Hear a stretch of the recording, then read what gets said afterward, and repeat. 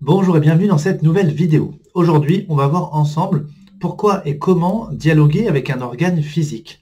Alors, ça va être quoi l'utilité? Dans la vidéo précédente, on a parlé de télépathie et on a vu qu'on pouvait le faire avec différentes personnes, avec des animaux, des minéraux, etc. Et j'ai commencé à aborder le fait que on pouvait comme ça communiquer avec nos organes. Comment ça fonctionne? On va imaginer que chaque organe dans notre corps, c'est comme une personne à l'intérieur de nous. Ou bien si on le fait euh, avec quelqu'un d'autre, on va imaginer que cet organe-là, par exemple si je prends le foie, eh bien c'est comme une personne à l'intérieur de cette personne. Et je vais pouvoir comme ça, mentalement, en télépathie, parler à l'esprit de cet organe-là, mais à part entière. C'est-à-dire que au début, vous pouvez plutôt être dans une forme de monologue. C'est-à-dire que vous envoyez de l'information, un petit peu comme quand on dialogue avec ses guides, on envoie de l'information, et puis au début, on n'a pas les retours. Donc on a l'impression de parler un petit peu tout seul. Bon, c'est OK, on est entendu. Et au bout d'un certain moment, d'un certain niveau, eh bien, si on fait taire son mental, on va voir effectivement qu'on peut comme ça capter de l'information. Et moi, en tout cas, je l'utilise en tant que thérapeute dans les soins énergétiques. J'utilise quand il y a une petite dysfonction, quand quelque chose ne va pas. J'aime bien aller me brancher comme ça sur un organe et puis commencer à parler avec lui en disant mais qu'est-ce qui va pas, qu'est-ce qui se passe, de quoi tu aurais besoin, etc. Et je l'informe de ce que je vais mettre en place, de ce que je vais faire.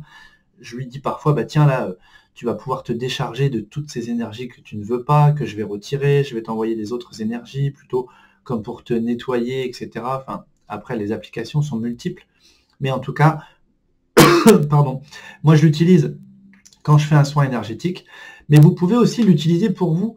C'est-à-dire que, je ne sais pas, par exemple, vous avez une mauvaise digestion, pardon, vous avez une mauvaise digestion, eh bien, vous pouvez vous adresser à votre estomac en lui expliquant les choses, en lui demandant peut-être d'activer un petit peu plus fort ses fonctions, de le rassurer, etc. Et on va toujours parler un petit peu comme si on parlait à un enfant, c'est-à-dire on va bien expliquer les choses, on va prendre le temps, on va prendre un vocabulaire qui est assez simple, et puis vous allez voir qu'il va se passer des choses. Si on a un problème de transit, c'est pareil, on peut comme ça aller parler à nos intestins, que ce soit l'intestin grêle, le gros intestin, pour dire, bah, tiens, qu'est-ce qui se passe? Est-ce que tu peux te remettre en marche? Est-ce que je peux faire quelque chose? Et si vous posez des questions, faites silence et voyez ce que vous entendez. Alors je sais qu'au début, on a beaucoup de doutes, et on dit toujours, oui, mais je suis en train d'imaginer quelque chose, et puis si ça marche pas, et puis patati patata.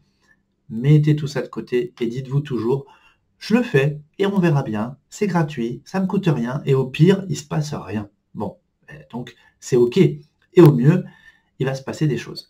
Et donc on peut le faire soit sur soi-même, soit si on est thérapeute ou en tant que parent, eh bien on peut le faire comme ça, si on voit que notre enfant a un problème, on va pouvoir l'utiliser également. Du moment qu'on y met toujours de la bienveillance et que l'intention est bonne, on peut faire énormément de choses.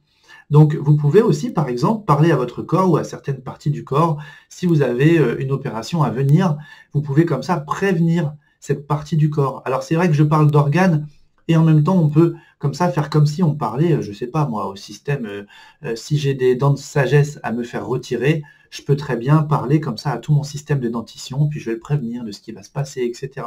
Ce qui fait que on n'aura pas ce choc opératoire pour le corps qui d'un seul coup a été surpris de ce qui se passait, il n'a pas été prévenu, il n'a pas été mis au courant, et il a subi les choses, ce qui fait qu'en post-opératoire, parfois, il y a des complications qui auraient pu être évitées. Donc en pré-opératoire, eh bien, on peut comme ça dialoguer avec des parties de notre corps, et puis on va leur expliquer. Voilà ce qui va se passer, pourquoi on le fait, à quoi ça va servir, etc. etc.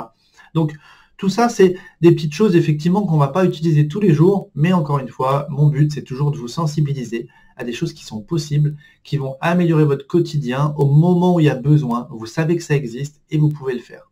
Alors bien sûr, plus vous allez développer vos capacités télépathiques au quotidien, plus au moment où vous en aurez besoin, ça va être de plus en plus net, de plus en plus franc, et puis ça va être de plus en plus tangible surtout.